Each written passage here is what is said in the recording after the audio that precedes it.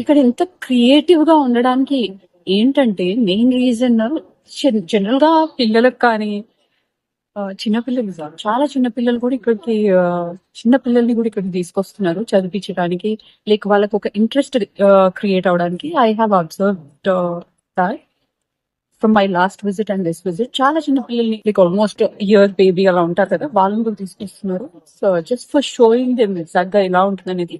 ఇంత క్రియేటివ్ గా ఉండడానికి కూడా ఏంటంటే ఇంకా మనకు ఊరికే చైర్స్ ఉండి ఓకే సైలెంట్ గా ఉండి బుక్స్ అన్ని ఉంటే ఒక 1 month చదువుతామేమో, ఆ తర్వాత we don't show much interest to read books, right? So here ఇక్కడ ఏంటంటే కంప్లీట్ గా డిఫరెంట్ క్రియేటివిటీ అనమాట. చైర్స్ కానీ బుక్స్ అరేంజ్మెంట్ కానీ లైక్ ఇట్లా రౌండ్ గా ప్రైవేట్ ప్లేసెస్ లాగా జస్ట్ వాళ్ళ బేబీ వాళ్ళ పేరెంట్స్ కి జస్ట్ కూర్చోడానికి చిన్న చోటు. అండ్ దిస్ చైర్స్ అన్నమాట, సోఫా సెట్స్ కంప్లీట్లీ చాలా క్రియేటివ్ గా ఉన్నాయి, చాలా ఇంట్రెస్టింగ్ గా ఉన్నాయి, కలర్ఫుల్ గా ఉంది అసలు మొత్తము.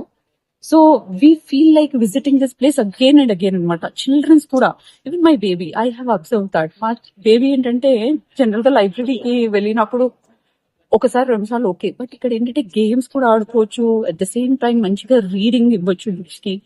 సో అందుకే she's showing much little interest అని అర్థమైంది. So you can see so many small childrens over here. So చాలా బాగుంది.